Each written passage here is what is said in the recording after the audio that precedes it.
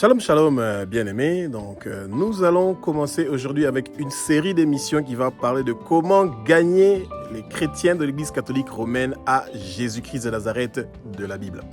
Alors, ce qui est très important pour nous les chrétiens, c'est d'abord de nous rassurer que nous demandons au Saint-Esprit de nous inspirer. Que le Saint-Esprit prenne le contrôle de ma bouche et que toutes les paroles qui vont sortir de ma bouche soient inspirées par le Saint-Esprit. Que le Saint-Esprit soit celui qui est en train de vous parler. Que ce ne soit pas moi qui est en train de vous parler, mais que ce soit le Saint-Esprit qui est en train de vous parler, parce que le Saint-Esprit est celui qui a les bonnes paroles, qui peut convaincre l'être humain ou convaincre l'homme de pouvoir venir vers Jésus, de servir Jésus, de adorer Jésus. Le Saint-Esprit ne se glorifie pas lui-même, mais il glorifie le Père, il glorifie Jésus.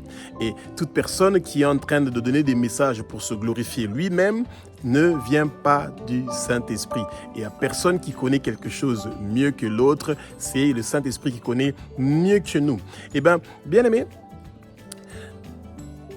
quand vous êtes un chrétien, né de nouveau, vous savez que la Bible est l'autorité suprême de toute personne qui s'appelle chrétien. Ça veut dire que la Bible a été écrite. C'est une parole de Abba, notre Père qui est aux cieux, à nous les êtres humains, que donc le Père a permis que la Bible soit écrite, inspirée par le Saint-Esprit, c'est une parole pour nous. Et ça veut dire que ce qui est dans la Bible, ce qui est dans la parole est la vérité. Point barre. Que vous le voulez ou pas, ça c'est votre avis de pouvoir accepter cela ou pas. Mais ce qui est sûr est que ce qui est écrit dans la Bible est la vérité. Et c'est pour ça que c'est très important pour nous, les chrétiens qui sont nés de nouveau, de bien étudier la Bible. Et quand vous vous préparez à présenter l'évangile de Jésus-Christ de Nazareth à nos frères et nos sœurs, au peuple de l'Église catholique romaine, eh bien, vous devez faire le minimum, celui de lire l'évangile de Matthieu, de Marc, de Luc et de Jean plusieurs fois et de bien comprendre ce que la parole de Dieu est en train de nous parler et comment vous devez faire pour pouvoir réussir à gagner des âmes pour le royaume de Jésus-Christ de Nazareth. Vous avez besoin de cette connaissance-là et c'est pour ça que vous ne devez pas penser que gagner les âmes à Jésus, c'est le travail seulement de votre pasteur ou des autres hommes de Dieu. Non, vous aussi, vous êtes concernés. Dès que vous avez accepté Jésus comme votre Seigneur Sauveur et Maître de votre vie, vous êtes concernés avec tous les autres gens de gagner des âmes vers Jésus. Et il y a encore beaucoup de chrétiens qui sont dans l'Église catholique romaine que nous devons emmener vers le royaume de Jésus-Christ de Nazareth. Et maintenant, le moment est arrivé que vous pouvez commencer à faire ce travail-là et de ne pas laisser nos frères et nos sœurs de continuer à adorer un autre Jésus qui n'est pas le Jésus de la Bible et que nous voulons que ces gens-là puissent être sauvés. Bien aimé, le grand problème que beaucoup de chrétiens ont, non, c'est pas seulement les chrétiens de l'Église catholique romaine, c'est la majorité des chrétiens ont un problème de ne pas examiner la parole. Et Actes, chapitre 17, du verset 10 au verset 12, nous parle des gens, des frères et des sœurs de Bérée. Quand ils recevaient la parole de Paul, ils partaient pour contrôler si ce que Paul était en train de leur parler était conforme à ce qui est écrit dans la parole, donc dans la Bible. Eh bien, bien aimé, c'est ça. C'est dommage que de nos jours, beaucoup de chrétiens reçoivent la parole de leur autorité spirituelle, de leur père spirituel, de leur pasteur, de leur évangéliste, de leur prophète, etc. et ne partent pas pour regarder si ce qu'ils sont en train de dire est ce qui se trouve dans la Bible. Si on est en train de vous parler des choses qui ne se trouvent pas dans la Bible, bien aimé, c'est mieux pour vous d'être avertis et de savoir que vous n'êtes pas sur le bon chemin et que c'est très important que les chrétiens soient motivés de lire la Bible. Vous savez, il y a beaucoup des églises, il y a beaucoup des hommes de Dieu qui n'encouragent pas leurs chrétiens de lire la Bible. Eux, ils lisent la Bible pour les autres.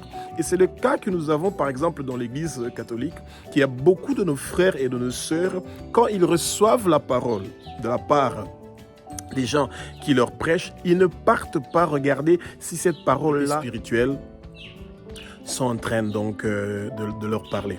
Les chrétiens doivent prendre le temps d'examiner ce que leur autorité spirituelle sont en train de leur parler, si ça correspond avec ce qui est écrit dans la Bible, qui est la parole que nous tous que nous devons respecter. Que vous soyez une autorité spirituelle, que vous soyez un pasteur ou peu importe le titre que vous avez, ce que vous êtes en train de dire doit correspondre avec ce qui est dans la Bible, parce que la Bible est la parole que nous tous nous voulons connaître et comprendre. Et de nos jours, vous voyez que les hommes de Dieu ont pris l'habitude de commencer à utiliser des termes très compliqués. Ils mélangent le management avec le coaching, ça entre dans les prédications et ça devient très difficile de pouvoir amener nos chrétiens qui sont dans l'église catholique parce qu'eux, ils ont standard les mêmes histoires qu'ils entendent tous les jours. Et c'est pour ça que quand vous voulez venir, vous devez vous préparer, connaître la parole, parler avec des termes qui ne sont pas compliqués, pour que les gens puissent recevoir la parole avec la facilité. Quand vous commencez avec des termes de management, des termes de coaching, etc., vous vous éloignez de ce que la parole est en train de dire. Jésus n'a pas utilisé tous ces termes-là et rassurez-vous, bien-aimés, que Jésus n'a rien oublié de ce qu'il a parlé dans son évangile et il utilisait toujours des termes comme les ânes, les graines, les semences, des choses très faciles, des exemples très faciles pour que ce soit accessible à tout le monde. Et contrôlons ce que on est en train de nous donner comme parole, si ça correspond avec ce qui est écrit. Bien aimé, ce que nous voulons faire, c'est de gagner les chrétiens de l'Église catholique romaine à Jésus-Christ de Nazareth. Et ça ne veut pas dire que nous avons la vérité et qu'ils ont le mensonge, non. Ce message n'est pas un message de haine, ce n'est pas un message de jugement, du tout. Ce que nous voulons, c'est juste pour que ces gens puissent connaître la vérité. Que l'écran qui les empêche de recevoir Jésus, que les écailles qui ont aveuglé leurs yeux puissent tomber. Et que ces gens-là puissent venir vers Jésus. Et c'est pour ça que nous sommes en train de lier tout démon, tout esprit impur ou malsain qui veut les empêcher de connaître la vérité, qui veut les empêcher d'être libérés, nous brisons tous ces esprits-là, nous les détruisons, nous les chassons au nom puissant de Jésus de Nazareth pour que ces gens puissent recevoir la vérité. Bien-aimés, c'est par amour que nous sommes en train de faire ces choses. Nous ne sommes pas en train de dire des choses pour leur critiquer, pour critiquer qui que ce soit du tout. Nous voulons que ces gens puissent venir vers Jésus, qu'ils puissent adorer le vrai Jésus. C'est seulement ça la raison. Et rappelons-nous que le paradis, que le royaume de Dieu est seulement accessible par Jésus-Christ de Nazareth. Il est le seul chemin qui peut nous mener vers Abba, notre Père qui est aux cieux, notre Dieu, notre Roi. L'apôtre Paul nous dit dans Romains chapitre 6 du verset 16 jusqu'à 23, si je ne me trompe pas, que quand nous servons le Satan, nous sommes dans le péché. Et quand nous servons Jésus-Christ de Nazareth, nous sommes dans la justice. Et la chose que j'aimerais bien essayer d'expliquer dans tout ce processus-là de pouvoir gagner nos frères et nos sœurs de l'Église catholique vers le royaume de Jésus de Nazareth, c'est que quand nous nous inclinons devant d'autres dieux, nous nous inclinons devant des statues, et quand nous sommes en train d'adorer un autre Dieu qui n'est pas le Jésus de la Bible, nous sommes donc dans le péché. Ça veut dire que la justice s'éloigne de nous. Ça veut dire que le royaume du Seigneur s'éloigne de nous. Je ne dis pas que les catholiques vont partir en enfer du tout, parce que Jésus-Christ de Nazareth trouve que vous et moi, et que toute personne qui est née d'une femme vaut la peine de mourir pour cette personne-là. Jésus-Christ de Nazareth est mort pour tout le monde. Il est mort pour les musulmans, les catholiques, les kibanguistes, les protestants, peu importe la religion que vous avez. Jésus est mort pour vous. Il veut que vous partez au paradis. Il est le seul chemin qui mène vers le paradis. Et la parole de Jean au chapitre 14, au verset 6, nous dit que Jésus est le seul chemin qui mène vers Abba, notre Père qui est aux cieux. Ça veut dire vers le paradis. Il n'y a pas quelqu'un d'autre qui peut vous emmener vers le paradis. À part Jésus-Christ de Nazareth, vous ne pouvez pas arriver au paradis sans passer par Jésus.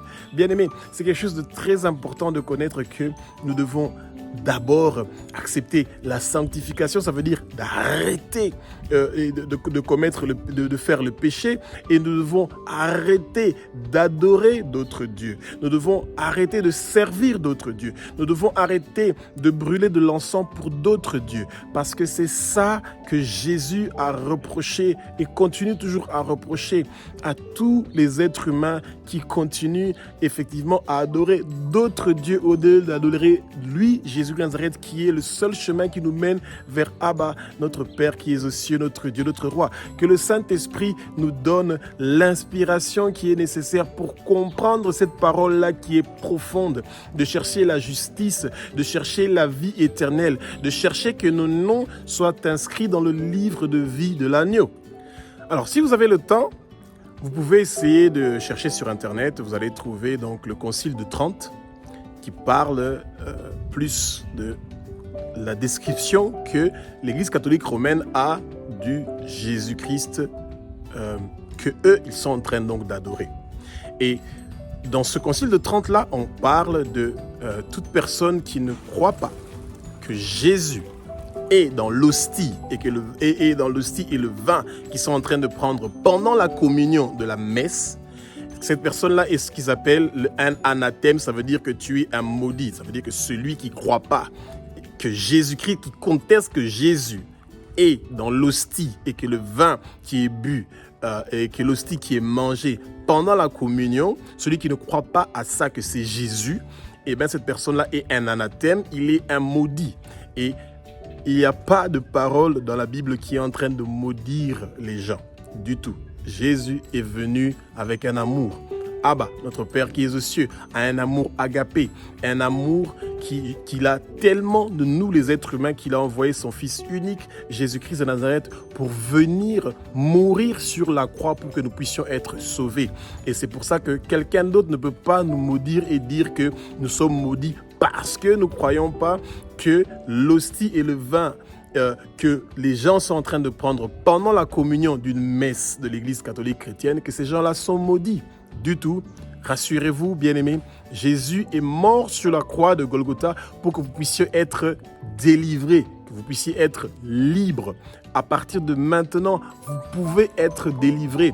Vous pouvez servir le vrai Jésus, parce que moi, je suis vraiment convaincu qu'il y a beaucoup de gens qui sont sincères, qui veulent servir le vrai Dieu, qui veulent servir le vrai Jésus, mais il y a quelques individus qui les empêchent de pouvoir avoir accès à ce vrai Jésus-Christ de Nazareth que nous voulons tous adorer. Et donc, pour pouvoir donc apporter la bonne nouvelle de Jésus de Nazareth à nos frères et nos sœurs qui sont donc de l'Église catholique romaine, ça ne va pas toujours être facile. Ne cherchez pas à entrer en discussion avec eux, du tout. Quand ils commencent à devenir, parce qu'ils sont très fanatiques, quand on commence à devenir très fanatique, arrêtez la discussion. Si vous connaissez le nom de la personne, prenez le temps d'intercéder pour cette personne-là et pour cette famille-là. Et continuez à intercéder pour tous les chrétiens catholiques. Continuez à intercéder pour eux. Croyez, même si vous ne le voyez pas, mais croyez que Jésus utilise votre voix, que Jésus utilise vos paroles pour pouvoir convaincre ces gens-là. Ce n'est pas à vous de convaincre ces gens-là, c'est à Jésus de convaincre ces gens-là. Et bien aimés, rassurez-vous que Jésus va vraiment s'occuper de ces gens-là et que ces gens-là pourront connaître l'évangile de Jésus-Christ de Nazareth.